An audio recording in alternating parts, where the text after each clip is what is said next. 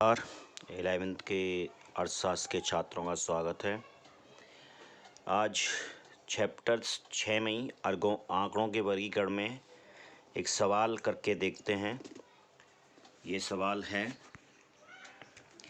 एक शहर में यह जानने हेतु 45 परिवारों का सर्वेक्षण किया गया कि वे अपने घरों में कितनी संख्या में घरेलू उपकरणों का इस्तेमाल करते हैं। नीचे दिए गए उनके उत्तरों के आधार पर एक बारंबारता सारणी तैयार करनी है। हमारे पास 45 परिवारों का ये लेखा जोखा दिया हुआ है कि किस परिवार में कितने घरेलू उपकरण का प्रयोग होता है। जैसा कि पहले परिवार में 1, दूसरे परिवार में 3,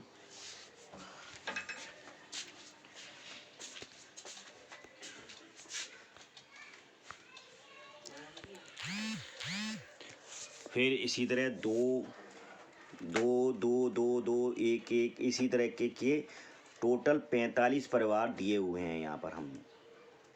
और हर परिवार में कितने उपकरणों का प्रयोग किया जाता है ये यहाँ लेखा जोखा दिया हुआ है। अब इसको हम सारणी के रूप में किस तरह व्यक्ति बता सकते हैं वो यहाँ देखते हैं। देखिए,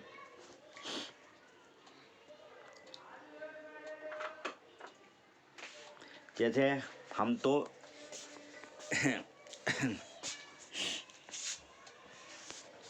यानी कि हम उपकरणों की संख्या पहले यहाँ पर हम ये देखेंगे मैक्सिमम क्या है और मिनिमम क्या है। यानी कि एक परिवार में ऐसा कौन सा परिवार है जिसके पास कम से कम है, और एक परिवार ऐसा होगा जिसके पास सबसे ज़्यादा होंगे उपकरण। तो यहाँ पर देखते हैं कि एक परिवार के पास 0 भी है, यानी कि कोई वो उपकरण का प्रयोग नहीं करता है। इसी तरह देखेंगे सबसे अधिक इसमें इस डाटा में सबसे अधिक जिसके पास उपकरण हैं वो 7 वाला, ऐसा परिवार 7 उपकरणों वाला है जो सबसे ज़्यादा उपकरण अपने पास रखता है, घरेलू उपकरण सबसे ज़्यादा रखता है। तो यहीं अब किस तरह से हम कैसे बनाएंगे इसको, हमारे पास 2 चीज़ उपलब्ध हो गई।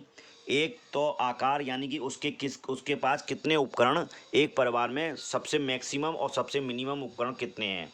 तो एक परिवार में 0 उपकरण भी है और एक परिवार में 7 उपकरण भी है। तो इसी आधार पर हम अब इसकी देखेंगे आवर्ती, यानी आवर्ती मतलब है एक ही ऐसा परिवार जो है जिसमें जैसे 0 वाला है, जैसे 0 वाला यहाँ देखते हैं हम।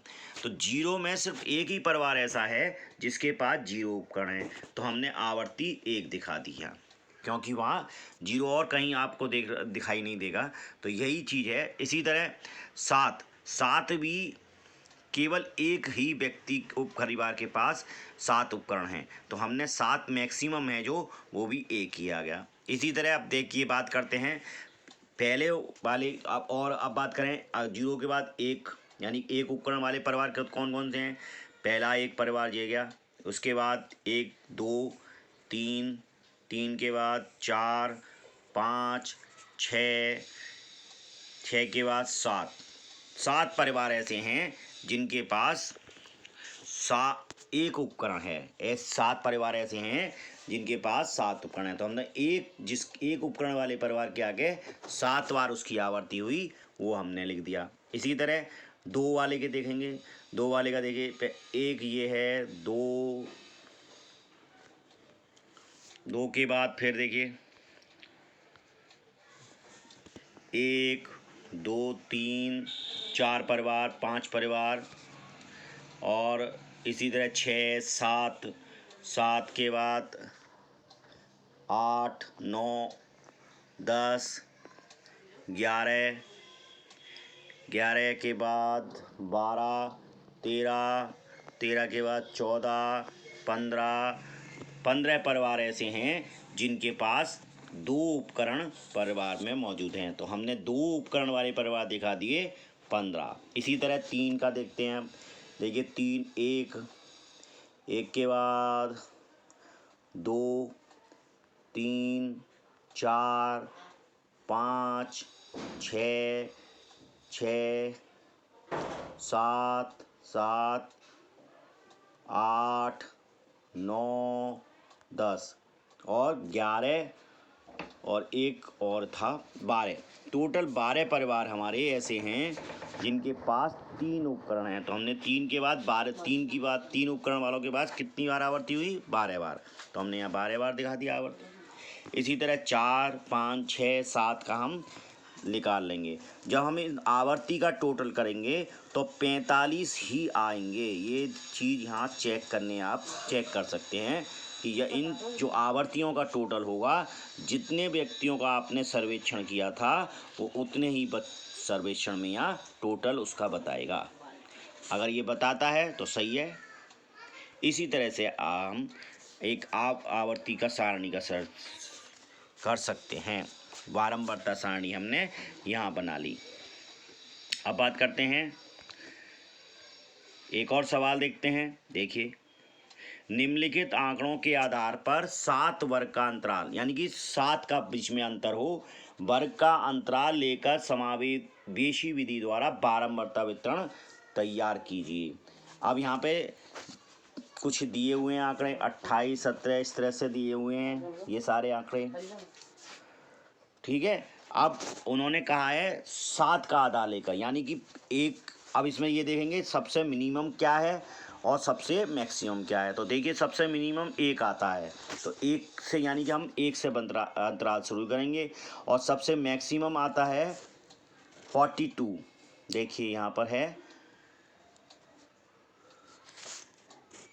42 आता है। तो यहाँ से हमने इसी तरह हमने 7 के अंतराल लेते हुए, पहले से 7, 8 से 14, 15 से 21, 7 के अंतराल हमने ले लिए। अब 1 से 7, तो यानी इसके बीच में 1 से लेके 7 तक की जितने भी इसमें हैं आवर्ती, जितनी बार आवर्तियाँ हैं 1 से लेकर 7 की, वो यहाँ सारी आवर्ती हम यहाँ लिखेंगे। देखिए 1 से, देखिए 1 आई, पहले 12, देखिए 7 इसमें आती है, 2 इसमें आती है, 9 इसमें आती है, 4 इसमें आती है, 1 इसमें आती है, 8 नहीं आएगी, 3 इसमें आएगी।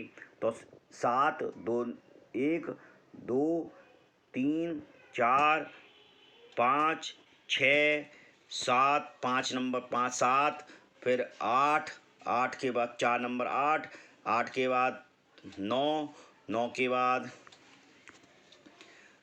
10, 10 के बाद देखिए फिर 11, 12, 12 के बाद 13, 13, ये क्या 14, 14 के बाद और एक, हाँ ये 15, ये 5 आवर्तियाँ लगातार 1 से 17 के बीच में 15 बार आवर्ती हुई हैं, वो हम यहाँ 15 आवर्ती दिखा देती हैं। तो समावेशी विधि का मतलब है जिसमें वर्ग अंतराल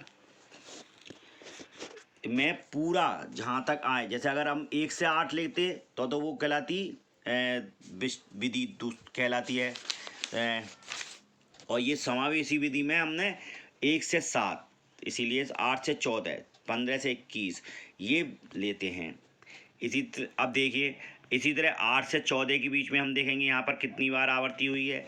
8 से 14 के बीच में अगला वर्ग अंतराल, यानी कि बदला 8 से 14 तक के बीच में, तो ये भी 7 का अंतराल हुआ।